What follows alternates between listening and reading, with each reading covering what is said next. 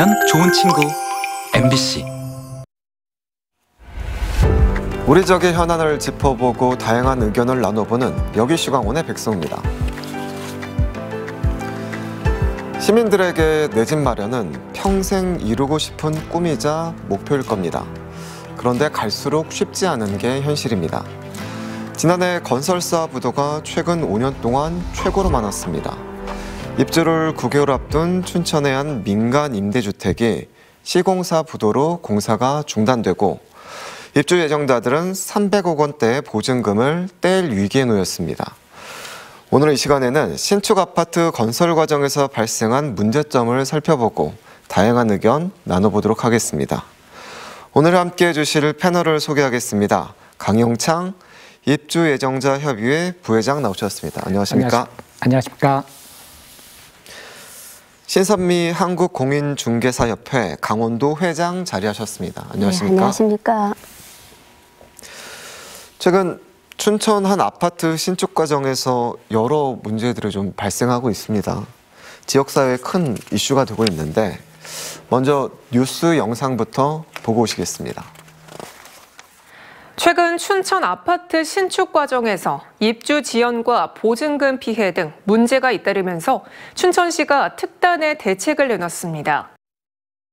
318세대 규모의 아파트 공사 현장입니다. 지난해 시공사가 부도 처리되고 시행사와 임차인 간의 300억 원대 보증금 분쟁까지 생기면서 앞서 지난 1월 춘천 학곡리 신축 아파트 시공사가 공사 대금을 못 받았다며 임차인 수십 명의 입주를 막았고 지난해 10월에는 온이동 아파트 신축 현장에서 부실 시공 문제가 불거졌습니다.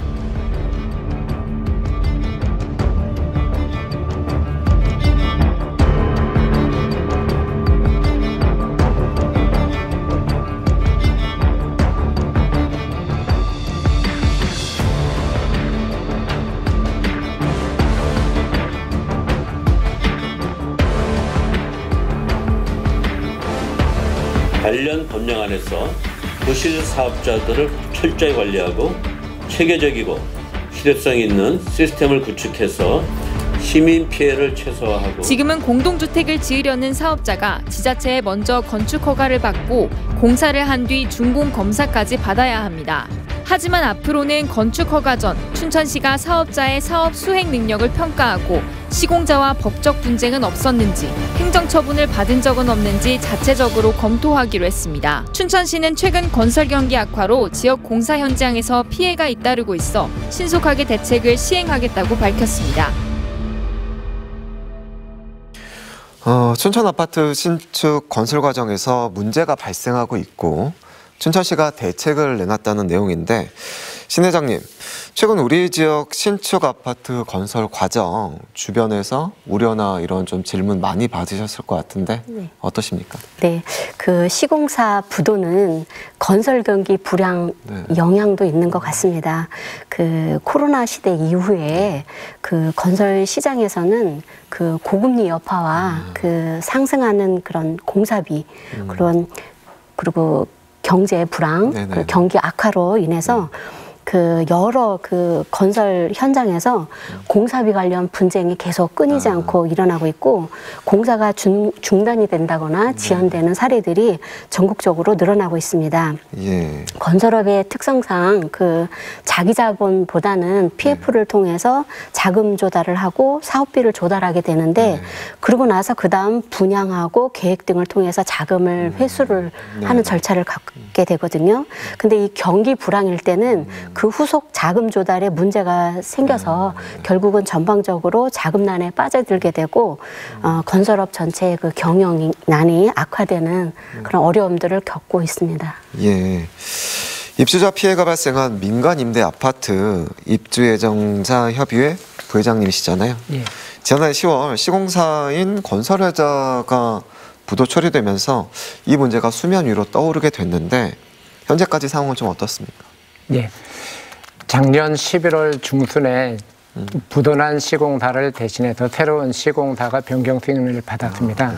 그 후에 시행사 대표가 공사 진행을 빨리 하기 위하여 저희 계약자들에게 허그가 기금 승인을 미루고 있으니 이를 좀 독촉해 달라는 부탁을 하였습니다.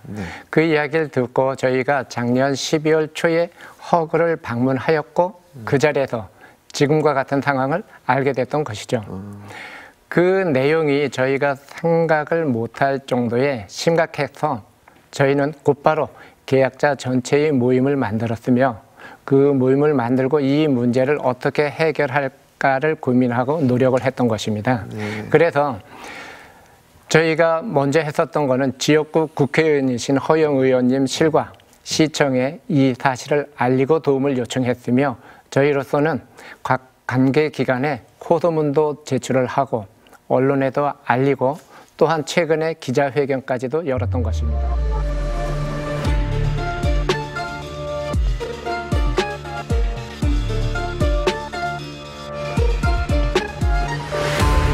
춘천 근화동의 짓담한 민간 임대 아파트 시흥의 아침뷰 계약서입니다. 최고층이 37층인데 있지도 않은 38층으로 계약이 되어 있습니다. 이 계약서로 중도금 명목의 대출이 1억 원 넘게 이뤄졌습니다. 임차인이 대출받은 보증금이 엉뚱한 계좌로 입금된 경우도 허다합니다. 문제가 드러난 건 시공사가 부도 처리된 지난해 10월. 입주가 예정된 318세대는 납부한 보증금 340억여 원을 돌려받기 위해 주택도시보증공사에 연락했습니다. 그런데 보증금의 20%만 돌려줄 수 있다는 답변이 돌아왔습니다.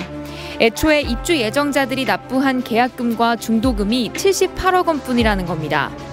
알고 보니 대출 지정 금융기관이 입주 예정자들이 보증금 용도로 빌린 대출금을 주택도시보증공사가 아닌 시행사 계좌로 보냈고 시행사가 이 보증금을 쓴 것으로 확인됐습니다.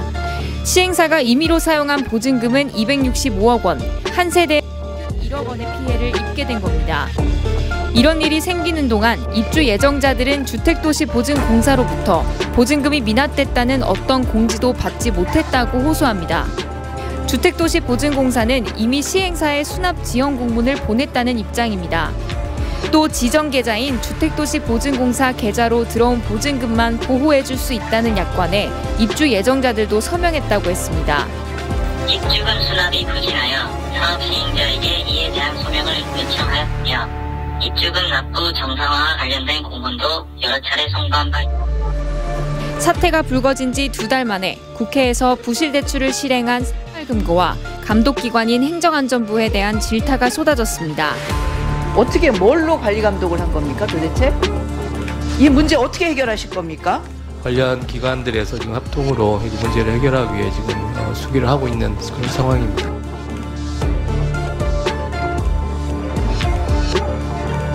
춘천시 뚜개뷰 아파트가 보증사고 사업장으로 지정됐습니다.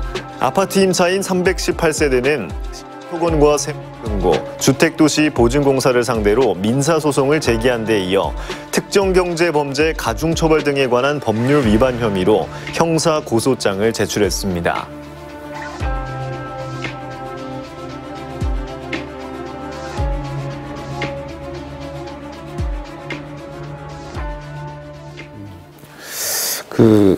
최근에 주택사업 건설 현장 관련해 갖고 입주 예정자나 춘천시와는 의지와는 관계없이 굉장히 여러 가지 문제가 생기고 있어서 관리 방안을 좀 마련을 하게 됐고요. 좀 상세하게 사업 승인 단계하고 공사 추진 단계, 준공 단계로 나눠서 관리 방안이 마련을 했습니다. 그리고 좀 상세하게 말씀을 드리면 사업 승인 단계에서는 사업 승인 전에 자금 조달 능력이나 아니면 과거에 문제가 있었던 분쟁이 있었던 부분에 대한 그런 부분은 재발 방지 대책을 마련을 한 후에 사업 승인을 진행을 할 예정이고요. 공사 추진 단계에서는 중도금 납부 같은 것이 제대로 이루어지고 있는지 또는 민원에 대한 대응이 제대로 이루어지고 있는지 그리고 현장 점검도 좀 강화할 계획이고요. 준공 단계에서는 공사비 대금 같은 것이 제대로 지급이 됐는지 그리고 하자에 대한 점검도 좀 강화를 할 계획입니다. 이렇게 해서 저희가 목표하는 바는 올 초에 그 입주 지연 같은 문제나 지금 문제되고 있는 임대보증금에 대한 문제 이런 것들이 발생하지 않도록 좀 미연에 방지할 계획이고요. 단계별로 방안을 마련을 함으로써 민원이 없을 수는 없겠지만 그 사업자들의 부실한 행태로 인해서 시민들이 고통받는 일은 최소화하려고 노력하고 있습니다. 최근에 주택건설 현장에서 벌어진 일들이 대부분 그 경기 불황이나 사업자들의 갈등 이런 문제로 벌어진 것이거든요. 근데 이런 문제가 대부분이 행정의 영역이 아니라 이해 당사자 간의 민사관계의 영역인 경우가 대부분입니다. 그렇기 때문에 그런 부분은 행정에서 개입이 굉장히 어려운 부분이 사실이고요. 그렇지만 시에서는 항상 이런 부분이 문제가 발생을 했을 때 시민들하고 소통을 하고 그다음에 선제적으로 시에서 찾아서 할 수 있는 부분이 뭔지 지금 찾고 있는 중입니다. 그리고 비근한 예로 공사대금 갈등 같은 현장 같은 경우에는 시에서 중재를 해서 빠른 시간 안에 해결된 사례가 있고요. 지금 임대보증금이 문제가 되고 있는 그 현장도 시에서 계속적으로 중재를 해서 매주 관계기관 회의를 하고 있습니다. 그래서 그 해결 방안을 모든 채널을 통해서 찾고 있고 시에서도 그 계속적으로 주재를 해서 그 빠른 시일 내에 입주민들이 피해를 받지 않는 방안을 찾으려고 노력하고 있는 중입니다. 인지를 한 거는 최초에 이제 작년 10월 말에서 11월 초였는데요. 시공사가 그 당좌거래 정지가 되면서 저희가 인지를 하게 됐고요. 그 현재 말씀드린 대로 지금 계속적으로 관계기관 회의를 매주 진행 중이고 현재 상황에서는 공정률 77% 상태에서 공사가 중단된 상황인데요. 가장 좋은 해결책은 현재 사업 주체가 됐든 아니면 새로운 사업 주체가 됐든 공사를 재개를 해서 준공을 하는 것이 입주민들한테 가장 피해가 없는 해결 방안입니다. 그렇기 때문에 그 계속 사업에 대한 그 방안을 이제 찾고 있는 중이고요. 하지만 그 계속 사업을 하는 그 공사 재개를 위해서는 좀 해결해야 될 부분이 많은데요. 일단은 사업 주체가 가지고 있는 부채가 해결이 돼야 되고, 그리고 그 준공까지 들어갈 자금, 이 자금에 대한 재원 조달 계획이 나와야 됩니다. 그리고 그 계속 사업에 대해서 허그에서 승인도 있어야 되고요. 그렇기 때문에 넘어야 할 산이 많지만 시에서는 차근차근 하나씩 해결을 하려고 노력하고 있습니다. 일단은 민간 임대 아파트나 뭐 민간 아파트, 분양 아파트 마찬가지인데요. 시에서는 주택건설 사업계획 승인의 권한을 가지고 있고요. 그 관계법령상에 뭐 이 부실한 사업자에 대한 관리 방안이 명시되어 있지는 않습니다. 하지만 그 수립한 관리 방안을 토대로 뭐 허용하는 한도에서 문제가 되지 않는 한도에서 시는 이제 최대한의 그런 사태를 미연에 방지할 수 있는 노력을 할 거고요. 아까 말씀드린 듯이 이 현장에 대해서 문제 해결을 하고자 모든 채널을 시에서는 동원을 하고 있고요. 그것이 이제 그 정부 중앙부처가 됐던 국회가 됐던 아니면 언론이 됐던 모든 채널을 통해서 지금 노력을 하고 있기 때문에 그 뭐 허그나 새마을금고나 정부 부처와 관련이 있는 기관들이고 또 그리고 사업 주체는 또 당연하고 그렇기 때문에 이 회의는 그 기관들에서는 당연히 참여할 수밖에 없는 상황이고 저희가 그거를 좀 강제하고 있는 부분이 있습니다.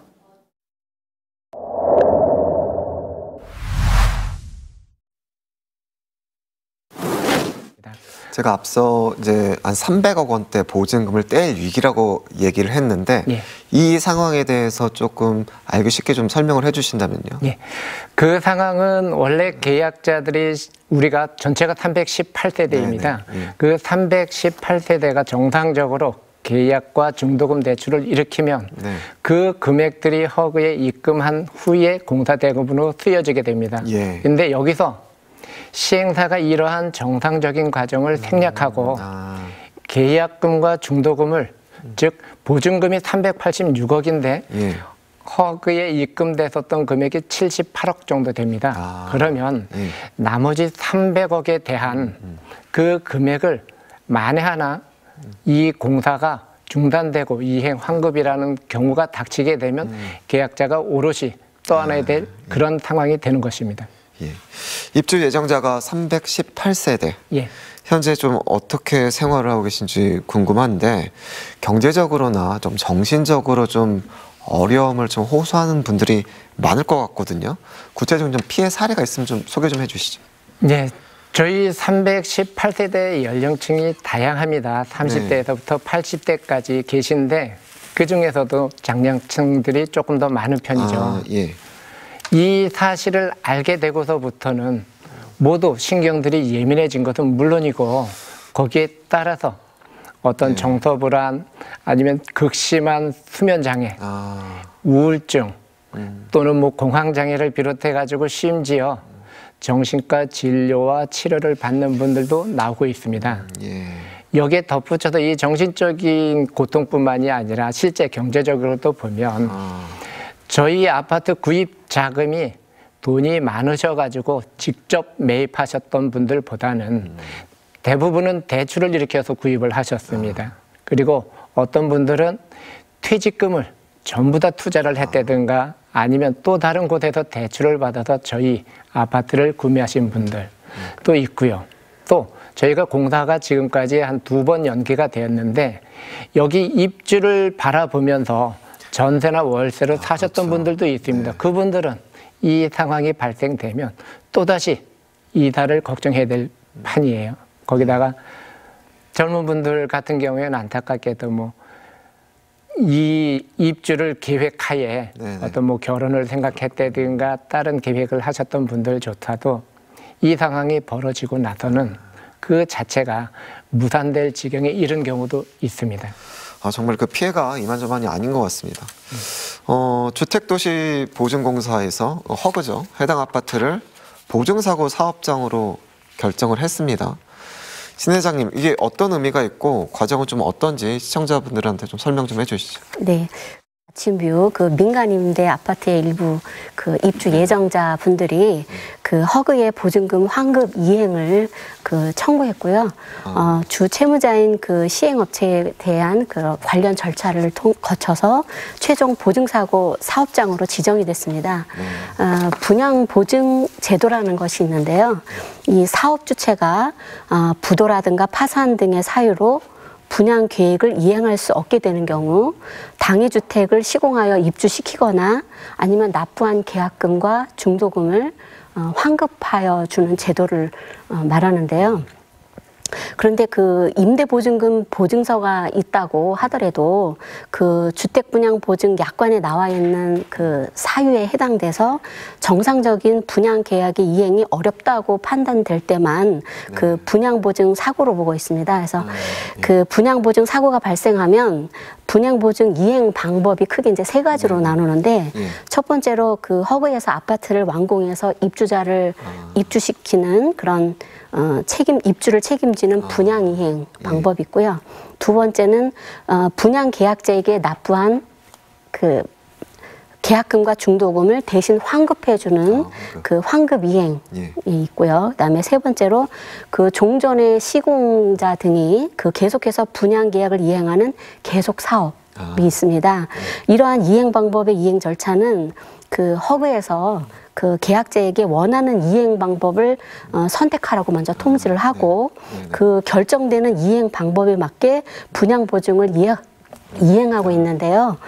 이번에 그 아침부 민간임대 아파트는 최종 보증사고 사업장으로 지정이 됐습니다. 그래서 아마 그 입주자분들한테 그 안내문이 다 갔을 겁니다. 그래서 그 시공사 등이 계속 사업을 진행하기를 그 원하거나 아니면 환급 받기를 원하신다면 그 본인의 의사 표시를 하셔서 그 이제 그 건설 허그에다가 통보를 해주셔야 되고 그 안내문 받은 지 한 달 이내에 하셔야 됩니다. 그리고 그 허그에서는 그 보증 사고일로부터 3월 이내에 보증 채무 그 이행 방법을 그 결정해서 계약자에게 이렇게 결정이 됐다라고 안내를 해야 되죠. 그래서 만약에 이제 그 요번에 이 해당 아파트가 환급 이행으로 결정이 되면 계약자가 납부한 계약금과 중도금을 보증 약관에 따라 계약자에게 지급해야 되는데 지금 아시다시피 이 민간 아파트는 허그에서 다 보장을 할 수가 없다라는 입장을 고수하고 있어서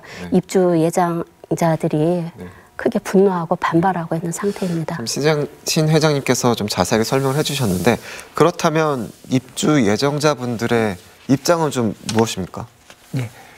먼저 그 신 회장님이 말씀하신 거에 조금 더 덧붙이면 저희가 이제 염려하는 부분이 이행 환급을 했을 때입니다. 말씀하신 것처럼 아까 78억 입금된 것만 보장을 해준다고 하니 나머지 300억에 대한 피해를 고스란히 계약자들이 떠안아야 되고요. 특히나 이행 환급에서 떠안는 것은 물론이고 이행 환급을 한 다음에는 보증공사에서는 자기들의 채권 회수를 위해서 저희 아파트 토지와 건물을 공매에 붙여지게 되어 있습니다. 여기서 제일 중요한 게 낙찰가인데 거기에서 허그가 자기들의 채권 회수를 한 다음에 만약에 잔액이 남으면 저희 계약자들에게 돌아올 것이라고 저희는 생각을 했어요. 그런데 그것이 아니었습니다. 허그에서는 저희 시행사와 관련된 타 사업장에서의 미수금까지도 저희 공매 처분된 낙찰가에서 우선적으로 회수해 간다라고까지 이야기를 하는 것입니다. 저희로서는 이해를 할 수 없는 부분이었고요. 여기와 관련해서 국회 국토교통위원장께서도 말도 안 된다. 다른 방법을 찾아봐라 라고까지 하셨고요. 지금 보증공사에서 얘기하는 이 이행을 했을 때 이런 저희의 심각한 문제가 나오지만 또 한 가지 계속 사업을 진행하게 되면 이행 환급에서의 이러한 문제점들이 해소가 됩니다. 그렇기 때문에 우리 계약자들은 더욱 계속 사업을 원하는 것이고요. 궁극적으로 입주 예정자들이 제일 바라는 거는 이 아파트가 준공이 될 수 있도록 계속 사업을 원하신다는 말씀이신 그렇습니다. 거죠? 예. 이 사태에 대해서 좀 더 질문을 드려볼 텐데 시행사가 보증금을 무단으로 공사 대금으로 사용을 한 거죠. 그리고 금융기관은 계약자의 동의 없이 중도금 납부 계좌를 주택도시보증공사 허그에서 시행사 계좌로 아파트 시행사 계좌로 변경을 한 거고요. 그렇습니다. 이른바 이제 보증금 미납 사고가 발생한 건데 부회장님 그 임대차 개혁 과정에서 과정은 좀 어땠고 이런 문제점을 좀 사전에 알 수 없었던 이유와 정상적인 좀 추진 과정하고 좀 뭐가 좀 달랐는지 좀 말씀 좀 해주세요. 네. 저희 아파트 계약도 여느 분양 아파트 계약과 절차는 동일합니다. 계약자들이 먼저 시행사와 임대차 계약을 체결하고 또한 시행사가 소개해준 금융기관과 중도금 대출금을 일으킵니다. 그러면 정상적이라면 계약금과 중도금 대출금이 허그에 입금되어서 계약자 보증보호를 하게 돼 있는 게 정상적입니다. 근데 이 과정에서 시행사가 정상적인 과정을 생략하고 곧바로 그 대금을 자기들의 공사 대금으로 썼다는 것이죠. 이게 심각했고요. 그럼 대출은행도 마찬가지입니다. 새마을금고 같은 경우에도 중도금 대출이 5회차인데 3회차까지는 허그에 들어갔습니다. 그런데 시행사가 공문을 보내서 우리한테 보내달라라는 그 공문 한 장을 바탕으로 새마을금고에서 허그로 입금하지 않고 시행사로 곧바로 입금했다는 행위가 저질러진 것입니다. 그럼 시행사에서는 보증금을 무단으로 사용한 점에 대해서는 어떻게 좀 해명을 하고 있습니까? 저희가 이 상황이 알고 난 이후에 시행사 대표에게 물어봤습니다. 왜 이렇게 말도 안 되는 짓을 했느냐라고 물으니 시행사 대표는 공사 진행을 빨리 하고자 함이었다. 왜냐하면 그 돈이 허그에 입금돼서 나오는 과정이 2, 3주 이상 소요가 되니 공사 진행에 차질을 빚을 것 같아서 그렇게 사용했다라고 말을 하면서 더군다나 준공을 빨리 시키면 허그의 보증 문제, 새마을금고의 중도금 대출 문제가 모두가 해소되기 때문에 그렇게 했다라는 우리가 생각하기에 상식적이지 않은 생각을 가지고 일을 벌린 것입니다. 예, 정말 이게 그렇게 아슬아슬하게 공사를 하다가 결국에는 유동성 위기가 좀 발생한 상황이고 그 피해는 고스란히 지금 주민분들에게 들어가서 지금 정신적, 경제적 피해를 겪고 있다는 말씀이신 거죠? 예. 그렇다면 대출을 해준 금고 예. 또 어떤 해명을 좀 내놨는지도 궁금하거든요. 세무금고는 직접적으로 저희에게 해명을 내놓지는 않았습니다. 또 자기들이 한 거에 대해서 지금 어떤 소송 문제도 있고 하다 보니까 더욱 함구하는 그런 편인 것 같습니다. 사과조차 한 적이 없나요? 예. 어떠세요, 그럼? 사과조차 없이 이제 피해를 고스란히 좀 떠안으시게 됐는데 지금 말씀하신 것처럼 사과라든가 이런 거에 대한 진솔한 해명은 없었습니다. 입주 예정자분들은 그래서 이제 협의회를 구성하고 지금 대처에 나서고 계시잖아요. 예. 좀 시행사와 금융기관하고 좀 소통은 좀 잘 되고 있는지 또 1차, 2차 대책회의를 가진 걸로 알고 있는데 예. 그 회의에서 좀 어떤 내용들이 오고 갔는지 말씀 좀 부탁드리겠습니다. 예. 저희 문제 해결을 위해서 시에서 춘천시에서 주관을 하여 2월 13일 보증공사 시행사 금고와 저희 계약자 대표가 만나는 공식 회의를 했었습니다. 그 자리에서 그 각 기관들은 기존에 있었던 대로 자기들의 사정과 그 규정 등을 내세우면서 기존의 입장을 고수하였습니다. 여기에 따라서 저희 계약자들은 각 보증공사, 금고, 시행사 등에게 우리의 요구 조건을 알려주고서 다음 회의 때 거기에 대한 답변을 가져와라 라고 1차 회의는 마쳤습니다. 네네. 그리고 어제 2월 27일 2차 회의를 하였습니다. 그 자리에서 보증공사, 시행사, 테마는 저희의 요구 조건에 대한 해결 방안을 가져왔으나 그 문제보다도 선결 조건으로서 보증공사와 시행사, 테마와 시행사의 얽힌 문제들을 완전히 해결하기에는 좀 모자랐던 편입니다. 그런데도 1차 회의와 달랐던 2차 회의가 달랐던 점은 1차 회의 때까지만 해도 각자 똑같은 레퍼토리로 뭐뭐 때문에 힘들다라고 했었다면 어제 회의를 했었던 2차 회의 때는 그래도 이제는 이 계속 사업을 위한 해결 방안으로서 그럼에도 이 사태 해결을 위한 방안을 찾겠다라고 노력했다는 점이 틀리다면 틀린 것입니다. 그러니까 처음에는 책임 회피하는 좀 모습을 보이다가 이게 공론화가 되고 문제가 이제 불거지고 커지니까 뭐 해결 방안 찾겠다는 지금 그 단계로 좀 진행이 되고 있는 거네요. 그렇습니다. 예, 이번에는 그 민간임대 아파트에 대해서 신 회장님께 좀 여쭤보도록 하겠습니다. 회장님, 해당 아파트가 민간임대 주택이잖아요. 민간임대 주택이란 무엇인지 좀 살펴봐야 될 것 같습니다. 설명 좀 부탁드립니다. 네, 그 민간임대 아파트는 일반 분양 아파트와는 좀 다른 개념인데요. 그 민간임대 아파트에 대해 이해하려면 먼저 그 임대주택 등록제도에 대해서 먼저 알아보는 게 좋을 듯해요. 그 2015년 12월에 그 임대주택법이 민간임대주택에 관한 특별법으로 시행되면서 민간임대주택이라는 개념이 생겼습니다.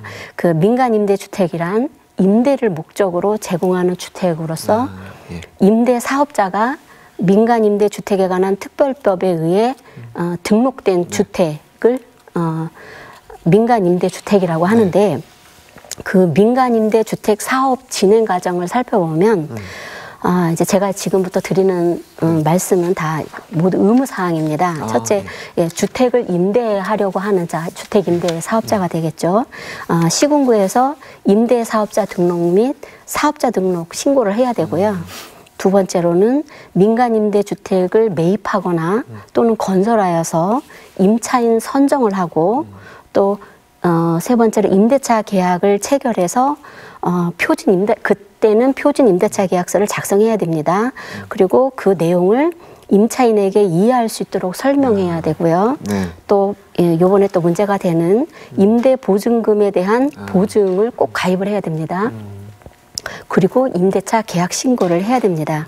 그래서 민간 임대 아파트는 쉽게 얘기해서 민간 임대 사업자들이 건설하여 그 소유권을 취득하는 게 아니라 전세나 월세 같은 임대 형태로 공급하는 아파트다. 이렇게 이해하시면 되실 것 같고요. 그렇게 해서 입주를 하셔서 일정 기간 동안 거주하시면 나중에 임차인이 원활하게 임대 후 분양을 받을 수 있는 기회가 주어지는 그런 개념으로 이해하시면 되실 것 같습니다. 그렇다면은 아파트 분양 대신에 민간 임대를 선택하는 이유는 왜 그런 거죠?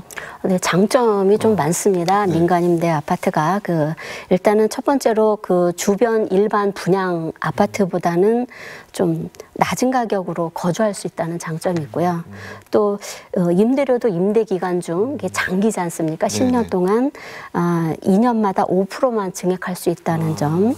그리고 최대 10년까지 거주가 보장된다는 점에서 좀 안정적인 주거 환경을 제공받는다 이런 장점이 있고요. 또 주택수에 포함되지 않기 때문에 그 취득세나 재산세, 종부세 같은 세금에서도 자유롭고 또 청약 통장이 필요하지 않아서 그 무주택자들뿐만 아니라 다주택자들도 손쉽게 신청할 수 있고 일정 기간 거주하고 되면 또 분양 전환이 가능하니까 내 집 마련의 꿈이 좀 앞당겨지는 그런 장점들이 있습니다. 근데 다만 단점도 많습니다. 모든 민간 임대 아파트가 분양 전환이 가능한 게 아니기 때문에 계약 체결 전에 반드시 내가 분양받고자 하는 해당 단지가 분양 전환형인지 확인이 중요하고요. 또 그 분양 전환되는 그 시점의 시세에 따라서 분양가가 결정되는지 아니면 처음 계약할 때부터 그 금액이 확정되는지를 좀 꼼꼼히 따져보셔야 되고요. 만약에 그 분양 전환 시점의 시세가 결정이 된다고 하면은 예상보다 높은 금액으로 책정될 위험도 있습니다. 또 장기 10년을 채우지 못하고 그 임대 기간을 해지하게 되면은 그 임차권 해지 시 감가상각으로 인해서 그 원금을 다 반환받지 못하는 경우가 생길 수도 있고요. 어떤 장기적인 거주 안정성이라든가 그 초기 비용 절감이라는 장점도 있는 거에 비해서 이러한 단점도 있기 때문에 계약하시기 전에 꼼꼼히 점검하는 것이 정말 중요합니다. 모든 사업자가 100% 성공하면 좋겠지만 사업이 무산되는 경우도 많아서 그런 피해 사례들이 꼭 존재하기 때문에 그 장단점을 활용해서 나에게 맞는 그런 것인지를 그런 쪽으로 접근해서 선택하시는 것이 중요하다고 할 수가 있겠습니다. 가장 중요한 게 자신의 형편에 맞게 이제 선택을 하고 미래를 설계해야 될 텐데, 선생님, 이런 민간 임대 아파트 건설에 허그, 주택도시보증공사 역할이 더 궁금합니다. 어떻게 맞물려서 운영되는 구조인가요? 제가 이제 아까 질문에 답을 미리 한 것 같은데요.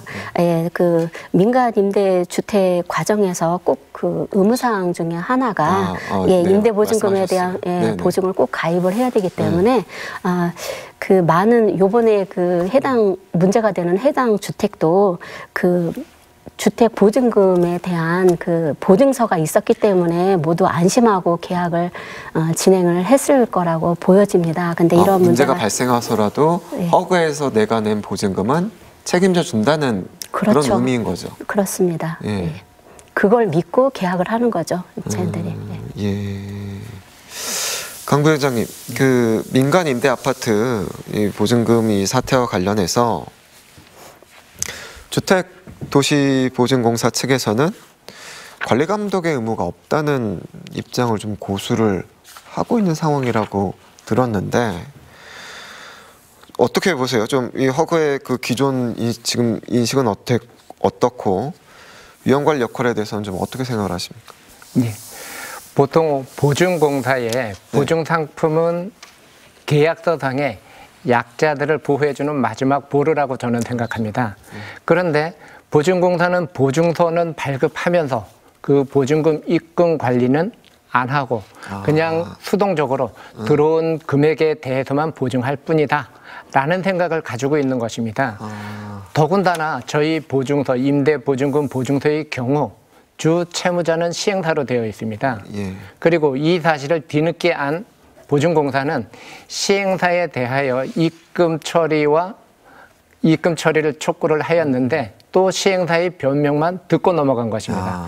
자기들은 관리 의무는 규정이 없다라고 하면서 심지어 저희 계약자한테 입금 확인 의무는 계약자들의 최소한의 의무라고까지 이야기를 했습니다. 상식적으로 참 이해가 안 되는데. 그래서 제가 이렇게 반문해보고 싶다. 그러면 자기들의 원래 보증 업무라는 것은 당연히 입금 관리가 포함되어야 된다라고 생각하는 게 상식인데 자기들은 규정이 없기 때문에 그거는 안 한답니다. 그러면서 거꾸로 그러면 계약자들은 보증금 입금 확인의 의무가 있는가? 없습니다. 보증약관을 다 찾아봐도 그와 관련된 조항은 없고요. 오히려 보증약관에서는 약관의 해석의 원칙으로 신의 성실과 계약자에게 불리하거나 부담을 주는 내용은 확대 해석하면 안 된다라고까지 규정되어 있죠. 회장님, 제가 알기로는 이 문제, 이 사태에 관해서 국회 차원에서 좀 논의가 되고 있다고 알고 있거든요. 국토교통위원회, 행정안전위원회에서 대책을 찾고 있다고 들었는데 또 직접 가서 논의에도 참석을 하셨잖아요. 어떤 좀 내용들을 주로 오고 갔나요? 먼저 국토교통위원장님과 면담에서는 허그가 같이 참석을 하였습니다. 그 자리에서 국토교통위원장님께서는 허그의 부실 관리를 질타하셨고 지금과 아까 말씀하셨던 그 이행 환급했을 때의 보증을 계약자들 몫으로 돌리지 않고 자기들이 먼저 회수해 간다는 것에 대하여 말도 안 된다라고까지 언급을 하셨습니다. 또한 그 보증공사를 관리 감독하는 상위 국토교통부에 대하여서도 이 사태의 해결을 위한 대응책 마련을 촉구하기까지도 하였습니다. 또 한편으로 행정안전위도 그 마찬가지 지난번 임시국회 때 대정부 질문을 통하여 새마을고의 부실 관리나 불법 대출에 대한 문제 제기를 하여 행안부가 관리 감독을 철저히 할 것이며 이 사태 해결을 위한 대응책을 마련하라고까지 촉구한 상황입니다. 국회에서 이제 허그에 대해서 이제 그런 부실 관리에 대해서 질타가 있었고 그렇다면 허그의 답변은 어땠나요? 그런 그 국회와 언론의 보도에 약간은 그 답변이 좀 변화가고 있습니다. 그동안에는 어떤 이행 환급이라든가 그 안 된다는 그런 상태로 계속 내용을 촉구했다면은 이제는 계속 사업에 대하여 전향적으로 풀어볼 생각을 가지고 있는 듯 하였습니다. 분위기는 그렇게 좀 변했다고 느끼셨는데 아직까지 확실한 해결책이나 이런 것들은 나오지가 않은 거죠. 어저께 했었던 2차 회의에서도 그 부분에 대해서 조금 더 풀어야 될 문제들이 있지만 적극적으로 그 방향에 맞춰서 생각하는 걸로 이야기가 됐었습니다. 알겠습니다. 건설사 부도가 5년 내에 최다를 기록하고 있다고 말씀을 드렸는데요, 초반부에. 그만큼 건설업계가 불황이라는 얘기잖아요. 비단 이번 사태뿐만 아니라 처음 말씀드렸던 춘천의 또 다른 아파트에서는 시공사와 시행사가 갈등을 겪으면서 애꿎은 또 입주민들만 피해를 겪기도 했습니다. 특히나 이제 그 입주 예정자들이 이삿짐을 풀어놓지 못하고 발만 동동 구르는 상황이 발생을 했고 그 원인은 유치권 행사를 한 상황이죠. 잘 아시죠? 네. 이 경우 유치권 행사가 좀 정당한 건가요? 네, 저희가 그 거리를 다니다 보면 종종 유치권 행사 중이라는 현수막을 많이 보게 되는데요. 그 유치권은 대부분 그 목적물에 대한 공사대금 미납과 관련이 많습니다. 그 유치권은 공사업자가 건축물을 신축하는 과정에서 그 공사비를 받지 못하는 경우 공사비를 받을 때까지 그 건물을 반환하지 않을 수 있는 권리를 말하는데요. 그 목적물을 인도받으려면 그 유치권자에게 그 채무를 변제함으로써 그 목적물을 인도받을 수가 있으니까 마치 이건 우선 변제권과 같은 그런 의미이기도 하고요. 좀 전에 말씀하셨던 춘천의 한 민간 임대 아파트도 시행사와 시공사 간의 그 공사 대금 지급권으로 갈등이 있었고 결국은 입주민들의 피해를 보고 있었는데요. 다행히 춘천시의 중재로 잘 타협이 됐습니다. 그래서 시행사가 이제 시공사가 원하는 그 추가 공사 대금 315억 원을 송금함으로써 해당 민간 임대 아파트도 이제 유치권 행사를 종료하는 그런 사건이 있었습니다. 네, 현실적으로 피해를 입는 게 입주 예정자 또는 이제 입주자 분들이잖아요. 네. 이걸 좀 미리 좀 막거나 예방할 수 있는 그런 계약자들이 확인할 수 있는 방법은 현재로서는 없죠. 예. 그래서 더욱 관리 감독이 관의 관리 감독을 요구하는 그런 시점이기도 합니다. 예. 강 부회장님도 좀 이 문제에 대해서도 또 잘 아실 텐데 어떻게 보셨어요? 남의 일 같지가 않았죠. 현재 저희 아파트 같은 경우에도 하청업체들이 유치권을 행사하고 있는 중입니다. 그런가요? 공사 재개를 위한 우리 그 계속 사업을 진행할 때에 그 문제도 풀어야 될 숙제 중에 하나입니다. 예, 어느 정도 좀 미지급금이 어느 정도 규모라고 알고 계세요? 지금 하청업체 수가 한 15, 16개 정도 되고요. 그 중에도 한 10여 개 업체가 한 75억 원 정도의 공사 대금 미수금으로 유치권 행사를 하고 있는 걸로 알고 있습니다. 예. 건설업계가 이제 고금리와 고환율 또 고물가 여파로 침체기를 겪고 있는 것 같습니다. 건설 경기가 불황이고 자재값이 이제 상승을 하고 이런 악조건이 좀 계속되고 있는데 좀 전반적인 경기 상황 좀 어떻게 좀 보고 계세요? 네, 한국건설기술연구원이 발표하는 그 공사비 지수는 그 코로나가 시작된 이후 2020년 이후 30%가 현재 급등한 상태인데요. 건설 기업들이 실제로 체감하는 그 공사비 상승폭은 50%가 넘는다고 해요. 이러한 공사비 상승은 시멘트라든가 레미콘 같은 주요 건설 자재 그 비용이 급등한 것과 그 인건비가 지속적으로 상승된다는 것이 가장 큰 원인으로 지목되고 있는데요. 더욱이 그 주 52시간제가 도입되면서 오후 5시 이후로는 콘크리트 타설이 금지됐다고 해요. 그러다 보니까 완공하기까지의 그 공사 기간이 늘어날 수밖에 없고 공사 기간이 늘어나다 보니까 당연히 공사비 증가가 되는 주요 원인이기도 해서 공사 기간에 영향을 주는 규제를 개선해야 된다라고 하는 주장도 있습니다. 아무래도 분양 계약을 하고 나서 준공 입주할 때까지는 한 2, 3년 정도 걸리니까요. 그 사이에 그 건설 비용 부담이 가중되고 있는 것이 현재 현실입니다. 부회장님께서는 이런 건설 경기 불황을 몸소 지금 느끼시고 계시잖아요. 어떻게 생각하세요? 저희도 안타깝게 저희 현장 같은 경우에는 지금 20년에 최초 계약을 했고 21년 장기 민간 아파트로 변경되면서 현재까지 보면은 말씀하셨던 것처럼 2, 3년이 아니라 지금 4년이 넘어가는 경우입니다.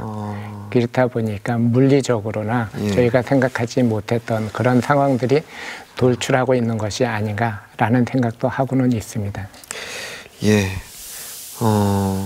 이런 피해, 이런 일들이 좀 발생되지 않기 위해서 아파트를 계약을 할 때 현명하게 계약할 수 있는 방법 소개 좀 해주시죠. 네, 일반 분양 아파트와 달리 민간 임대주택 아파트는 그 새로운 개념이라고 말씀드렸잖아요. 그래서 저희가 이 개념이 처음 나왔을 때 저희 공인중개사법에 의해서 중개를 할 수 있는 중개 대상물인가 또 계약을 하려면 어떤 방법으로 진행을 해야 되는가를 국토부에 이미 3, 4년 전에 저희가 질의를 한 상태인데요. 여태 답변을 듣지를 못했습니다.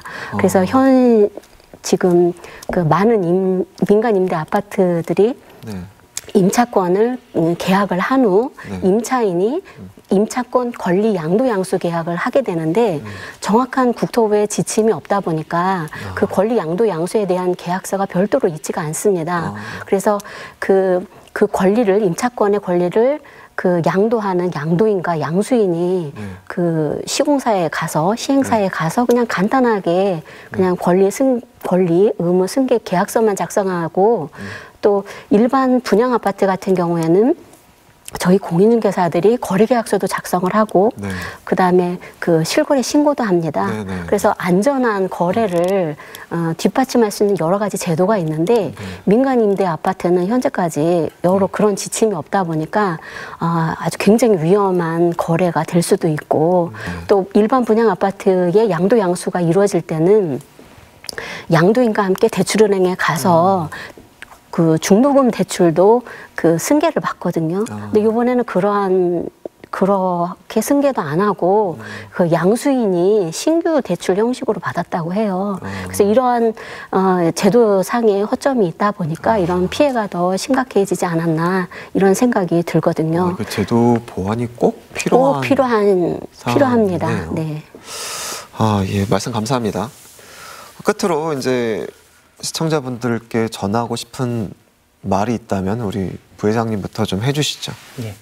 저희 같은 경우에는 2월 25일 시장님께서도 말씀하셨다시피 저희 사태로 말미암아 앞으로는 춘천시에서 적극적으로 행정적으로 사업자의 인허가 과정에서부터 중간 사업 진행의 투명성과 보증금 입금 관리까지도 행정적으로 더 강하게 확인하겠다고 말씀을 하셨습니다. 우리 계약자들은 바라는 것은 딱 하나입니다. 합리적인 공사비 증액도 받아들여 계속 사업으로 진행을 하여 저희의 보금자리를 갖는 게 목표입니다. 이와 관련하여 지금까지 극심한 정신적 고통은 물론이고 경제적 손실을 줄이면서 정상적인 일상으로 돌아가기를 학수고대하고 있는 것입니다. 이렇게 될 수 있도록 우리는 모든 노력을 다할 것입니다. 예, 말씀 감사합니다. 신 회장님, 끝으로 이제 시청자들한테 전하고 싶은 말씀 있으면 해주시죠. 네, 그 현재 그 걷잡을 수 없을 정도로 올라가는 건설비라든가 금융비 또 여러 가지 그 사회적인 영향으로 인해서 주택 공급이 어려워지면 주택 시장도 같이 불안해지거든요. 그래서 우리 각 지자체들 에서도 그 시민들을 위한 그 사업장의 지도와 협조로 사업 성공을 위한 그 상호 협력이 필요하고요. 또 그 다행히 그 육동환 춘천시장님과 허영 국회의원님이 많은 노력을 해주셔서 너무 감사드리고 서민들의 주거 안정을 위해 민간이 협력해서 적합한 대안을 마련해 주시기를 간곡히 부탁을 드립니다. 두 분 말씀 감사합니다. 최근 일부 민간임대 주택에서 발생한 보증금 문제, 입주 지연, 공사비 지급 분쟁 등으로 가장 큰 피해를 입는 건 결국 입주민입니다.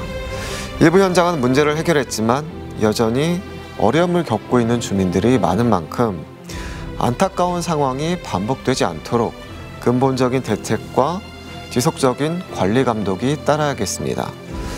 여기 슈강원, 저희는 다음 시간에 또 다른 주제로 찾아뵙겠습니다. 시청해주신 여러분 감사합니다.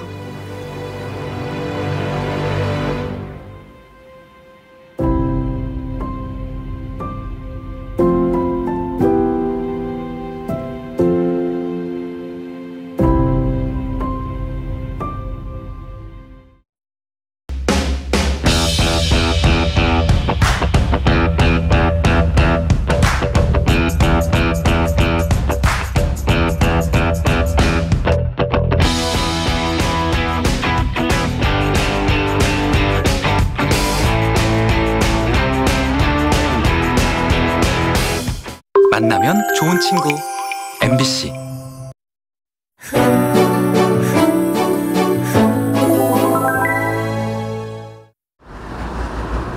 안녕하세요.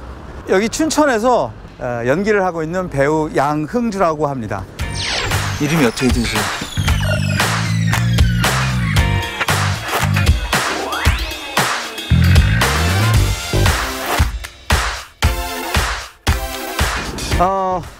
인생은 연극이고 우리 인간은 세상이라는 무대에 선 배우다라는 말이 있죠. 저에게 배우라는 길을 선택하게 해준 그 시작이 된 저의 무대 춘천을 소개하겠습니다.